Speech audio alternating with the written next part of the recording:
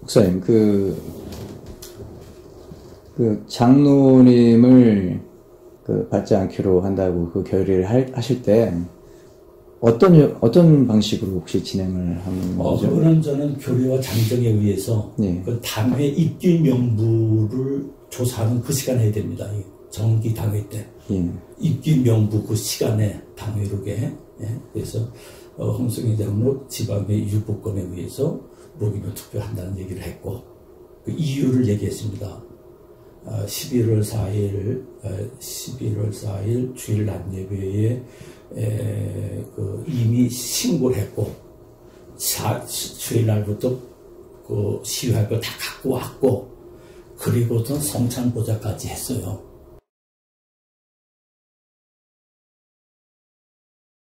그래서 내가 하도 마음속에 저건 아닌데 그 정도 했으면 성찬 보좌를 안 하고 그냥 예배하고 했어야 되는데 어떻게 성찬 등급까지 하고 그렇게 할 수 있는가, 이건 정말 아니다. 시위를 준비하고 와서 성찬식에 참여했다는 게 문제가 된다는 아니죠. 그게 아니라요.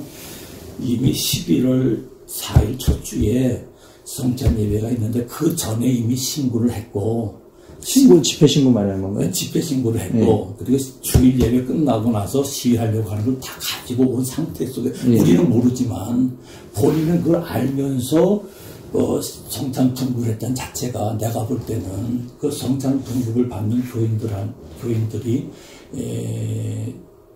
그 목회자 입장에서 얘기하는 거죠. 그건 사람마다 좀 생각이 다를 수 있지 않습니까? 다를 수 있죠. 근데 내 생각에서 볼 때, 내 목회자 생각. 그거는 조금 저는 동의하기가 좀 어려울 것 같습니다. 그래요? 근데 사람마다 생각이 다르잖아요. 예, 사람마다 그렇게 하면 안 된다라고 딱 정해진 게 있다면 좀 모르겠습니다만. 정해놓은 건 없지만. 예.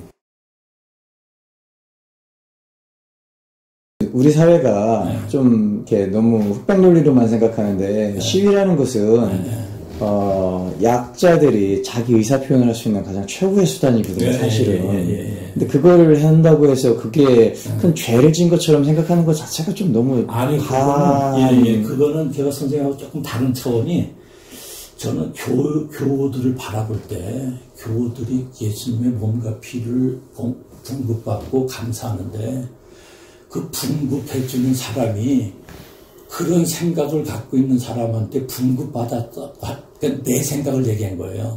내가 만약에 평신도라면 그거랑 안 맞겠다. 절차상에 좀 문제가 있었다라는 그런 주장을 들어서요. 당회를 한다는 것은 2주 전에 주보 지면 강구를 해야 됩니다. 그거가 있답니다. 그 내용은 안 해도. 홍 장로님 말씀으로는 자기가 어떤 소명할 수 있는 시간도 없었고 기회도 없었고, 그거는 투표 결과가 나온 것만 나중에 전달받았다라는 이야기를, 결과가 그 자리에 다 있었어요. 그분이 있었고 그 부인도 있었고, 그를 반대한 2표 정도 같은 사람도 있었고. 교인 수가 지금 현재 몇 명 정도 되죠? 교인 수가 지금 한 90명 정도 돼요. 등록 교인. 출석 교인은 7, 80명 됩니다. 80명. 실례가 안 된다면 혹시 목사님 사례비 연봉을 여쭤봐도 될까요? 연봉이 지금 250 받고 있습니다. 250에 18개월 받고 있고요. 목회도서비 150 받고, 125 받고.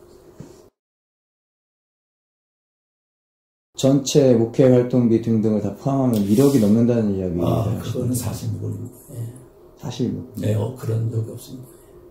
대략 한 2억 정도 좀 된다고 들었는데요. 그 중에 절반가량을 일단 목사님 사례비와 목회 활동 등등 기름값, 주유값 이런 것들에 다 들어간다고 하는데, 그거는 사실무근인가요, 저는? 그거는 와서 볼 수가 있습니다. 개중에는 목사님께서 전도사를 임직시키거나 할 때도 혼자서 다 결정해서 그냥 나중에 통보만 하는 식으로 계속 해왔다라고 이야기를. 아니에요. 오실 때도 임원을 했고, 사실은 임원을 했고, 사례는 감리교에 준해서, 수련 목회자에 준해서, 그분들은 사례를 원치 않았지만, 제가 수련 목회자의 그 중에서 궁금한 지점이 하나 생기는데요. 예, 예. 근데 그 장로님이나 그분들은 그럼 왜 이렇게 이런 일을 하고 계실까요? 권사 때까지는 잘했어요. 순종하고. 근데 장로가 되면서부터 저한테 그런 얘기를 하더라고요. 저는 그게 순종만 하지 않고 쉽게 말하면 자기 나름대로는 바른 얘기를 하겠다는 얘기죠. 그래서 내가 그걸 받아들였어요. 좋다. 근데 1차로 부딪힌 것이 예산 편성하는데 저희가 한 10개 정도 10만 원씩 보내요. 여기 결산에 10%는 제가 선교를 합니다. 그래서 10교회에 10만 원씩 해서 1200 정도 선교하는데 이거를 10만 원씩을 15만 원씩 하시는 거예요. 장로님 그건 지금만 시기상조인 것 같다. 그랬더니 헛떡 하는 말이 아니 그 목사님 돈을 어디다 쓰려고 하십니까? 그런 데다 쓰지 왜 돈을 왜 우리가 한 6, 7천원 계속 이혈이 되거든요. 아니 또 목사님이 돈을 좀 쓰지 왜 어디다 쓰려고 하는 거예요. 그래서 내가 장로님 이거는 제가 기도하면서 한 거니까 다른 데다 쓰도록 하시지요. 장로의 자격이 안 되는 그런 걸 세웠기 때문에 지금 그런 거에 대해서 그건 내가 누가 갑질을 해야 됩니까? 담임 목사가 갑질하는 건 당연한 거예요. 모든 행정이다. 지금이라도 와서 목사님 잘못했습니다. 지금 이렇게 또 실수가 있는데 잘못했습니다. 모든 것 다 다시 회개하면서 하겠습니다. 그러면 제명이라는 것도 다시 복권되는 것도 그냥 백권되는 거예요. 그거는 자기 잘못됐다는데 교인들이 그걸 안 받아듭니까? 교인들이 자기 잘못했다고 하고 기도하고 그러는데 제명이고 그거 유보 올린 게 무슨 상관이에요? 우리 교회에서 다시 하겠다는데. 아무리 선생님이 나서서 해도 내가 움직이는 거는 우리 교회 인사위원회에서 움직이는 거지 누구도 못 움직여요.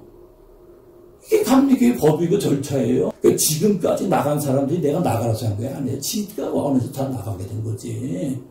그리고 나서 내가 내쫓다 그러면 그거 실제로 보고 있는 사람들이 그걸 믿어집니까? 네, 목사님 전체 출석 교인이 40~50명, 5~60명 정도 되는 교회에서 20여 명이 목사님 때문에 나갔다 그러면 적은 인원은 아니에요. 아니에요. 20명이 나간 적은 없습니다. 20명이라고 하던데요. 네. 제가 부임했을 때 30~40명 모였어요.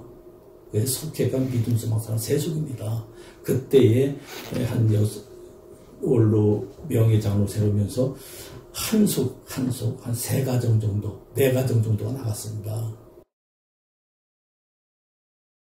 아까 목사님께서도 그 원로 장로님이 그 성추행 관련해서 그 사실로 확인이 되면 홍 장로님 거부하는 거를 철회하실 수 있겠느냐라고 물어보는데, 그러니까 그 장로 거부 결의를 하셨다면서요? 그렇죠. 그거는 그러니까 그거를 하실 의향이 있으냐고 여쭤봤을 땐 그건 이미 지방으로 넘어가서 소관이 아니다라고 하셨는데. 네. 그거는요 지방에 넘어가서도 관계없어요. 지금 올라간 거에 대해서 어떻게 할 수가 없어요. 그러나 홍성희 장로는 지금이라도 와서 자기가 잘못하고 회개한다든가 아니면 자기가 주장하는 게 맞아가지고 옳다고 했을 때 그건 우리가 제가 당회원들한테 얘기해서 이거 그때 그게 잘못이 아니다. 그러니까 이거는 우리 교회에서 시행착오에 받아들여야 된다. 그할 때는 그냥 받아들였으면 되는 거예요. 그건 법적으로 관계가 없습니다. 이게 사실이 아니고 그 주장이 맞고 또 회개해가지고 돌아오는 그러라면 이게 그냥 해결되는 거예요. 지방에 관계없이. 우리 신부장으로 썼는데 누가 뭐랍니까 지방에서. 근데 아까는 그거는 목사님 손을 떠난 거 아니죠. 떠났다는 얘기는 유보가 나오고 그건 지금 거둘 수 없다는 거죠. 이미 갔기 때문에 그거는. 근데 이미 간 건데 그럼 또 말씀하시는 거는 그래도 다시 받을 수 있다는 있으니까. 아니죠. 그렇죠. 선생님 그거는 아니요. 제가 드리는 말씀은 그 원로 목사님 문제가 그분이 정말 성추행한 것이 사실이고 그분이 주장한 것이 거기에 대해서 목사님 같이 연관이 되어져 있으니까 이 교회가 여전히 그분을 장로로서 하실 수 있는 그런 마음은 없으시냐라는 걸 제가 아까 질문드렸는데 그것도 다른 문제인가요? 아니죠. 그거와 함께 그게 사실이라고 해도 사실은 그거에 대해서 무리를 일으킨 거에 대해서 사과는 있어야 되죠. 그거는 당연히.